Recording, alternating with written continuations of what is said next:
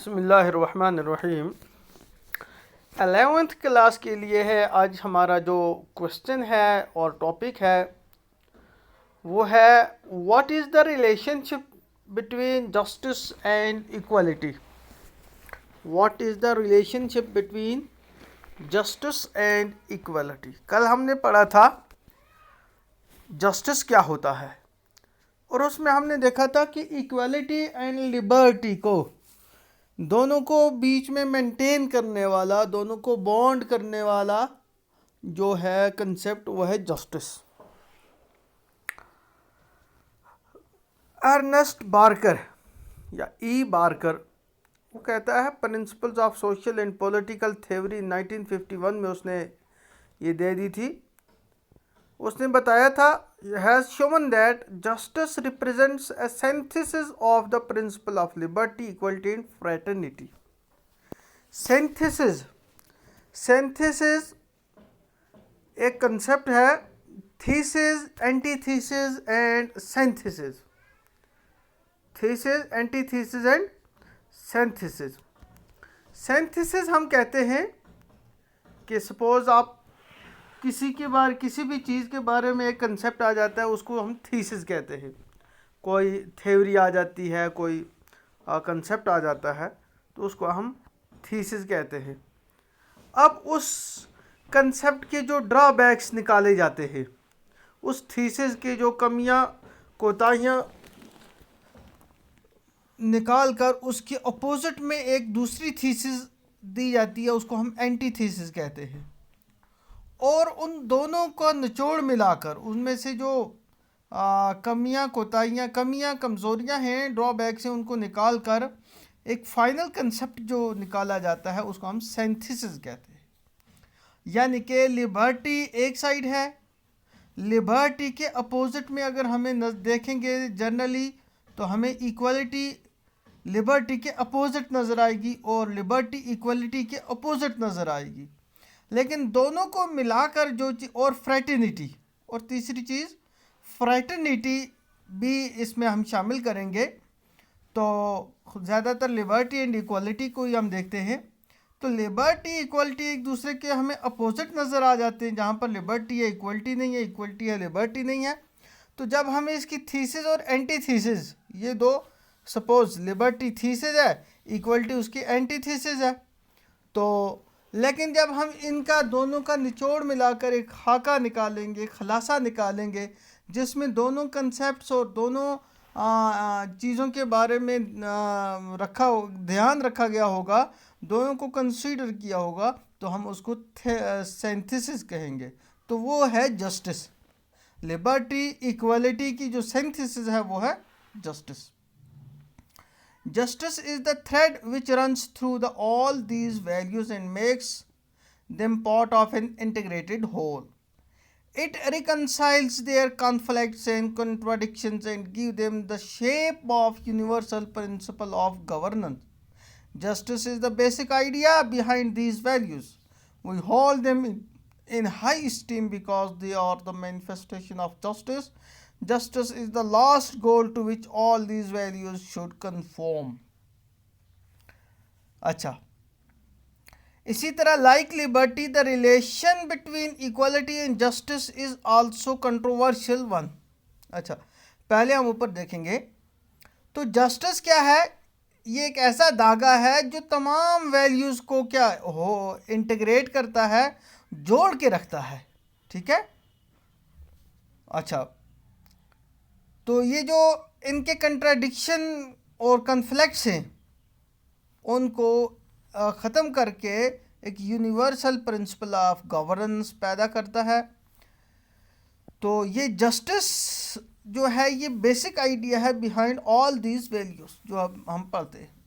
We hold them in high esteem because they are the manifestation of justice. Justice is the last goal to which all these values should conform.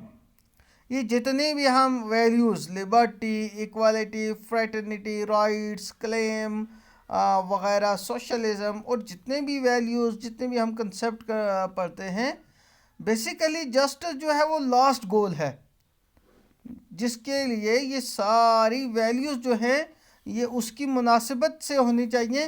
तो जब ये सारी values up hold होंगी और उसकी मुनासिब होंगी तो हम कहेंगे दैट देयर इज़ जस्टिस, इंसाफ। अगर हम अपनी ज़ुबान में कहेंगे तो इंसाफ। अब ये जो इंसाफ का ये जो जस्टिस का जो वर्ड है, ये बहुत ही डायनामिक वर्ड है।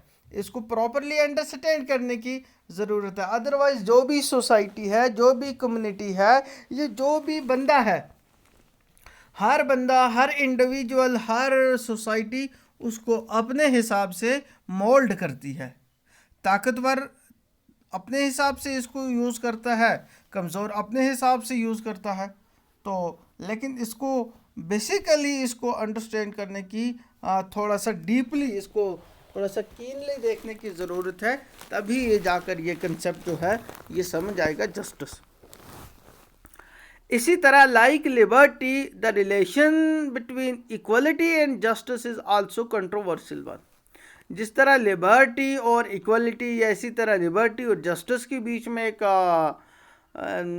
कंट्रोवर्शियल कंसेप्ट है, तो इसी तरह से ये भी रिलेशन जो है इक्वलिटी और जस्टिस के बीच में, तो हमें देखेंगे तो ये भी कंट्रोवर्शियल नज़र आती है। As we discuss about what we find in society are a number of inequalities based upon age, sex, ability, education, social status, wealth, opportunity वगैरह वगैरह। Inequality of wealth and social status leads to inequalities of power and dependence and subordination of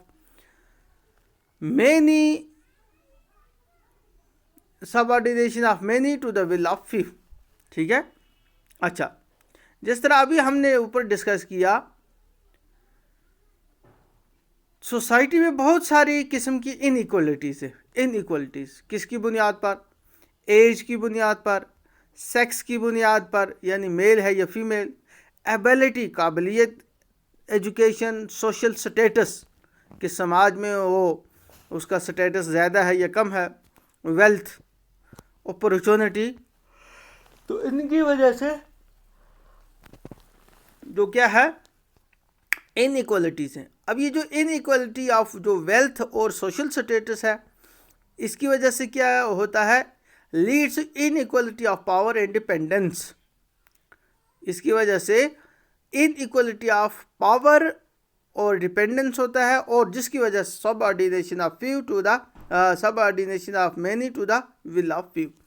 फिर few जो थोड़े से होते हैं, wealthy people होते हैं या सोशल स्टेटस वाले पीपल होते हैं, जिस तरह मैंने आपको कल एग्जांपल दी थी ब्राह्मण्स की, तो जो थोड़े वेल्दी और हाई स्टेटस वाले लोग होते हैं वो हुक्मरान बन जाते हैं, वो सबऑर्डिनेट बना देते हैं किसको?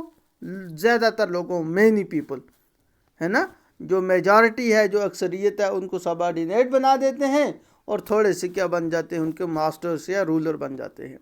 तो इनइक्वालिटी ऑफ पावर और डिपेंडेंस हो जाती है। Historically such inequalities have not only justified but also perpetuated. History में तारीख़ी तौर पर ये चीज़ क्या हुआ, ये इनइक्वालिटी को क्या जस्टिफाई किया गया कि ये सही है, उसको जस्टिस बताया गया, जस्टिफाई किया गया, और खाली जस्टिफाई नहीं किया बल्कि इसको परपिचुएट किया गया, और इसको यानी कि आप समझो कि लागू किया गया, और इसको सही तस्लीम करके इसको कंटिन्यू किया गया। The Greek society was based on birth, status and cost. Early liberalism while championing the cause of legal and political equality did not bother about the economic and social inequalities resulting from freedom of contract, open competition and private property। अच्छा, however with the advent of socio-economic equality, with the जब socio economic equality का concept आ गया, socio economic equality आ गई, the struggle against the prevailing inequalities became an important element of justice. तो जो inequalities के ख़िलाफ़ जो लड़ाई थी, स्ट्रगल थी, तो वो जस्टिस की एक इम्पॉर्टेंट एलिमेंट बन गया। हर एक का नारा था वी वांट जस्टिस, और जस्टिस किसके खिलाफ? इन इक्वालिटीज़ के खिलाफ, उनको ख़त्म करने के लिए। Today equality is invoked by every theory of justice in one form और the other. Justice demands that politics should operate to produce equality of opportunity, equality of treatment, uniform distribution of goods and services, one man, one vote, again only by applying the principle of equality before law and equal protection of law. One can be sure that this case will be treated at par with others. Equality thus becomes central to the theory of justice. अच्छा, तो क्या हुआ कि ये जो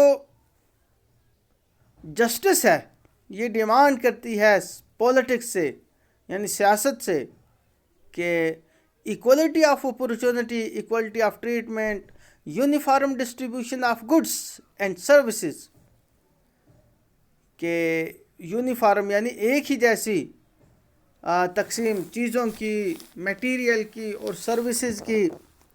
इसी तरह politics में वन मैन वन वोट वगैरह। By applying this principle of equality before law and, और इम्पॉर्टेंट चीज़, equality before law and equal protection of law, ये जो प्रिंसिपल हैं, one can be sure that his case will be treated at par with others. ये सारी चीज़ें जब लागू हो जाएंगी सही मानों में, तो एक बंदे को ये यकीन हो जाएगा कि उसका केस भी ट्रीट किया जाता है दूसरों जैसे, यानी कि उसको जस्टिस मिल रही है, इक्वलिटी मिल रही है। Equality thus become central to the theory of justice. तो मैंने आपको कल भी कहा था, अगर हम ऐसे मोटे तौर पर देखेंगे तो हमें जस्टिस और इक्वलिटी तकरीबन सेम नज़र आएगी, क्योंकि ये these two are closely related। ठीक है। अच्छा, according to John Rawls, a just society would involve the maximization of equal basic liberties, where the liberty of one person would not conflict with the liberty of others। John Rawls theory of justice जो थी वो बहुत important आज modern theory मानी जाती है। उसने क्या कहा, अ जस्ट सोसाइटी जो है उसमें क्या होगा, maximisation of equal basic liberties. Basic liberty जो होंगी इक्वल लिबर्ट होंगी, उसमें मैक्सिमाइजेशन यानी से ज़्यादा इक्वल लिबर्टी की बात होगी, और इक्वल लिबर्टी दी जाएगी जहाँ पर लिबर्टी ऑफ एक आदमी की liberty with the liberty of others, दूसरे लोगों की लिबर्टी से मुतसादिम नहीं होगी, कन्फ्लिक्ट बीच में पैदा नहीं होगा। Also he outlines a set of proposals which would establish a sense of justice with respect to social and economic inequality. His general concept of justice is that all essential social goods should be distributed equally among all, unless an unequal distribution of these goods would be to the advantage of the least favored members of the society। Justice क्या कहता है, according to his concept of justice, John Rawls concept of justice क्या है, जो essential social goods हैं should be distributed equally among all. जो essential social goods हैं वो हर एक के बीच में इक्वली डिस्ट्रीब्यूट होनी चाहिए, जब तक के unequal distribution of these goods would advantage, जब तक के अनइक्वल डिस्ट्रीब्यूशन इनकी उस चीज़ को least favoured members of society को फ़ायदा नहीं देगी, तब तक क्या होना चाहिए, इक्वल होना चाहिए। यानी जिसको हम दूसरे कंसेप्ट में हमारे यहाँ इसको कहा गया है पॉजिटिव डिस्क्रिमिनेशन, यानी कि अगर मेंबर्स ऑफ सोसाइटी सेम हैं उनको इक्वल डिस्ट्रीब्यूशन होनी चाहिए, लेकिन अगर उसमें लीस्ट एडवांटेज्ड हैं तो उनके लिए अनइक्वल यानी उनको दूसरों से ज़्यादा फेवर मिलना चाहिए ताकि वो भी दूसरों के मुताबिक दूसरों के बराबर आ सके। तो this is about the relationship between justice and equality. और दूसरी बात यह है कि आप पॉलिटिकल थ्योरी पढ़ रहे हैं तो इसको थोड़ा सा अंडरस्टैंड करने के लिए जो होता है वो थोड़ा सा टफ होता है, इसलिए आप इसमें अच्छी तरह इसको दे देंगे, कंसंट्रेट करेंगे और अंडरस्टैंड करने की कोशिश करेंगे।